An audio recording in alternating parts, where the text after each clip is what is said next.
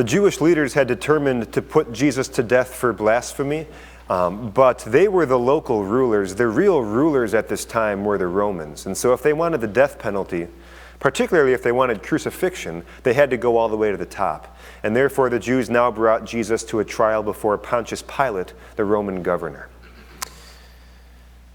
Early in the morning, all the chief priests and the elders of the people came to the decision to put Jesus to death. They bound him, led him away, and handed him over to Pilate, the governor. When Judas, who had betrayed him, saw that Jesus was condemned, he was seized with remorse and returned the 30 silver coins to the chief priests and the elders. "I have sinned," he said, "for I have betrayed innocent blood." "What is that to us?" they replied. "That's your responsibility." So Judas threw the money into the temple and left.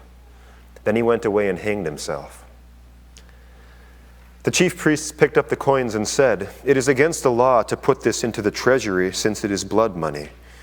So they decided to use the money to buy the potter's field as a burial place for foreigners. That is why it has been called the Field of Blood to this day.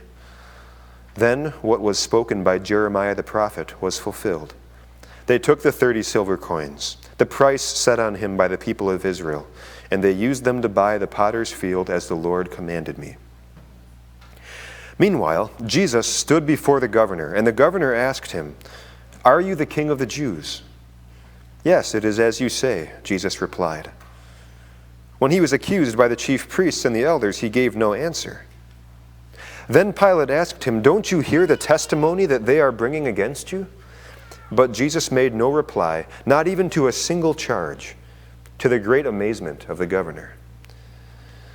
Now it was the governor's custom at the feast to release a prisoner chosen by the crowd. At that time they had a notorious prisoner called Barabbas. So when the crowd had gathered, Pilate asked them, "Which one do you want me to release to you, Barabbas or Jesus, who is called Christ?" For he knew it was out of envy that they had handed Jesus over to him. While Pilate was sitting on the judge's seat, his wife sent him this message: "Don't have anything to do with that innocent man, for I have suffered a great deal today in a dream because of him." But the chief priests and the elders persuaded the crowd to ask for Barabbas and to have Jesus executed. "Which of the two do you want me to release to you?" asked the governor. "Barabbas," they answered. "What shall I do then with Jesus, who is called Christ?" Pilate asked. They all answered, "Crucify him." "Why? What crime has he committed?" asked Pilate. But they shouted all the louder, "Crucify him." When Pilate saw that he was getting nowhere, but that instead an uproar was starting, he took water and washed his hands in front of the crowd. "I am innocent of this man's blood," he said. "It is your responsibility." All the people answered, "Let his blood be on us and on our children."